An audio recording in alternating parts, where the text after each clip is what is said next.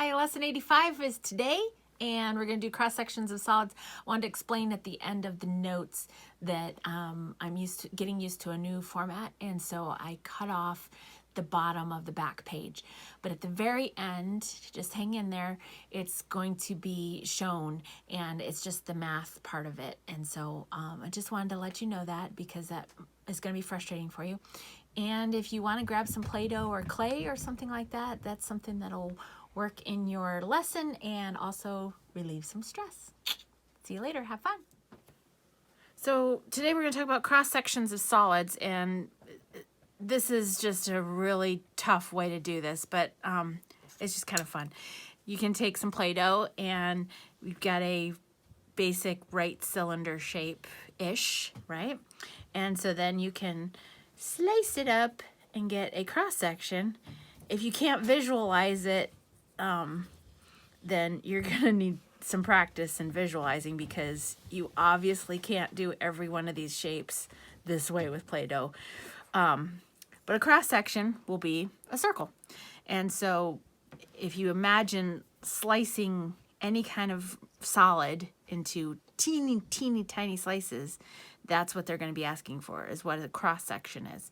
And it's going to be a circle in this case.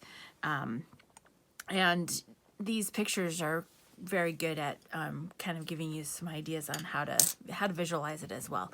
But that's what geometry is about, is abstract thinking, and we're going to have to use our imaginations in some ways. So stretch yourself, and you can do it.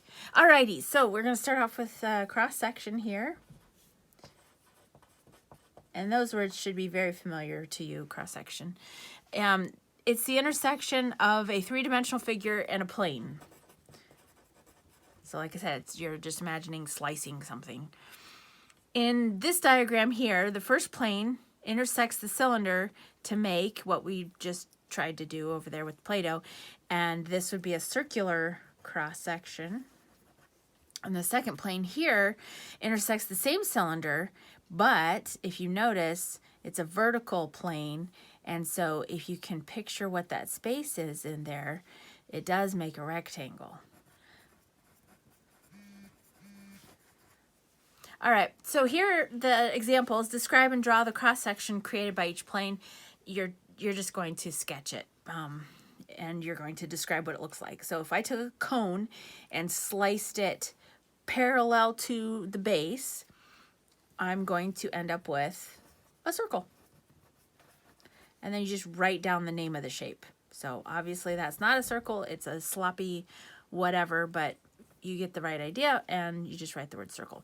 Here we've got a cube, and the slice here is a diagonal slice, if you see that, and then you can kind of try to imagine what that would look like. You've got a triangle.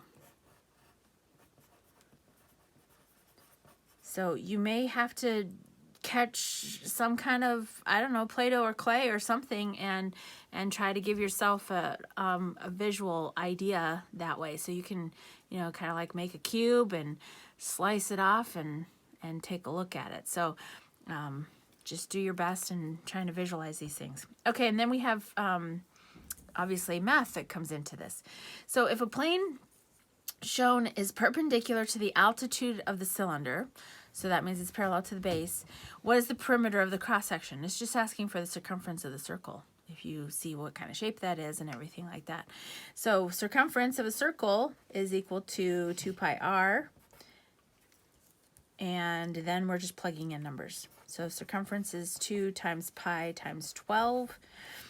And those of you that have the pi button on your calculators, go ahead and use your pi button. I'm gonna say you can go ahead and do that now, but you do need to designate that somehow on your assignment, because if the answer key that I have, I've been rounding to 3.14, and you push the pi button, they're going to end up with two different numbers. So I want you to make sure that you are, you could just put over to the side, like, let me show you here. We've got 24, because 2 times 12 is 24, times, and then I'm going to push the pi button. See all those digits? I didn't round it.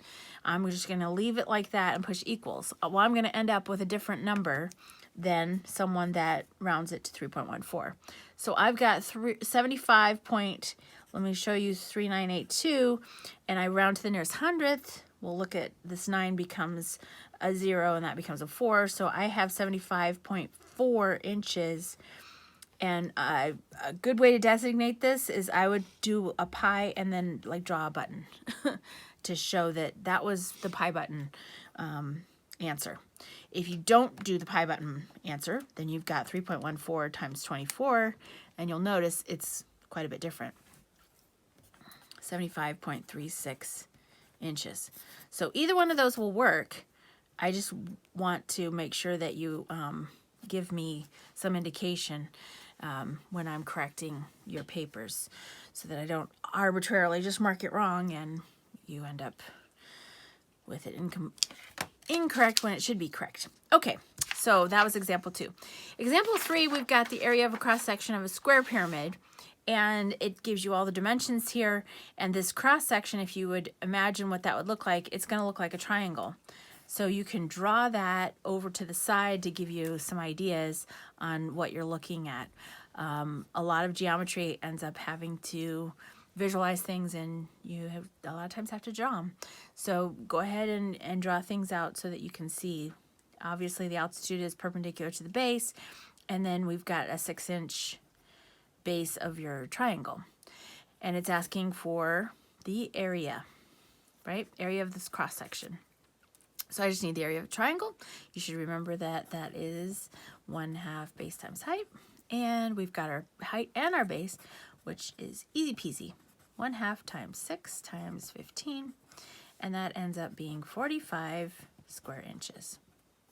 So easy peasy, they gave you what you needed. All right, Cavallari's principle, which is really pretty cool. Very smart Italian mathematician from many, many years ago. And he said that if two solids lying between parallel planes have equal heights and all cross sections at equal distances from their bases have equal areas, then the solids have equal volumes. So let me show you kind of in a fun little example here. So I've got a stack of quarters, and I've got another stack of quarters that I'm going to tilt. So if you see how that works, it's kind of hard because of the angle of the camera here, but I'm going to tilt it about like that and see if I can get it to stand up here. So I've got a stack that is straight up and down and another stack that is tilted. And what it's saying is that the volumes are the same, because we can take a cross section of any of these, and obviously some of you are going to say, well, quarters get worn and they're not quite the same area, but we're talking about in a perfect world with perfect quarters, they each have the same area, right? And so we're saying that each of these quarters have the same area. They have the same cross section, no matter where you slice it. And although it's not a right cylinder, it's an oblique cylinder, was what it would be called, then we can still say that these two have the same volumes as long as they're the same number of quarters. So here's your cone 1 and cone 2, same idea. They have the same height, they have the same radius, which would make it so that they each have the same area. And then it says here, imagine cutting the cones into many thin circular cross sections. Each corresponding circular cross section of the two cones will be congruent. So all those cross sections are congruent, and the volumes are the same. So example 4 kind of shows you the quarter type thing. It's a stack of CDs on a desk. The stack is bumped, makes a 70-degree angle with the table. What's the volume of the stack? And the question is it equal to the volume of the stack if it made a 90-degree angle with the table? We already figured it out with the quarters. Yes, it would be the same volume. Now, what is the volume? And that is pi r squared times height. So it would be the area of the base times the height. And does the 70 degrees matter at this point? No, it doesn't. It's given to you if they were asking for slant height or something, and I think that's what it's preparing you for in the lessons to come. Okay, so volume is pi times, and we've got a 4.75 inch diameter. So we need the radius, and so that would be divided by 2. And we have to square it, and then times the height, which is 8. So use lots of parentheses there so you don't get yourself mixed up as to what is squared and what isn't. If you used the pi button, you're going to have a different answer, but 3.14 times, and then remember, you keep 4 digits until the very end on these other decimals and things. So I've got volume equals 141.69 cubic inches. And then if I used the pi button, I'm just going to kind of do like this, then I would have 141.76 cubic inches. So it's a little switch in the assignments. I'm going to do my best to make sure that you can have either one of those answers, and I know that'll make many of you very happy. Your lesson for today has a lot of the same types of ideas, cool pictures, and things like that. Let me get these quarters out of the way. Pretty easy stuff if you can imagine what that would look like when you do these cross sections. We have some vector translating. You're going to show what vector it is that each of these were translated to. Just remember, you can always ask me questions. We do have a proof where you fill in the blanks. I know many of you are going to be groaning. It's not a super difficult one, but you do need to fill in the blanks, and it's worth 3 different questions, 11, 12, and 13. So don't skip it. Do not skip it. Alrighty, so that's lesson 85. Hope you are doing well and enjoying the sunshine. See you later. Folks, I just want to add this little bit at the bottom. I cut it off. So here you go. And there's your numbers. Sorry about that.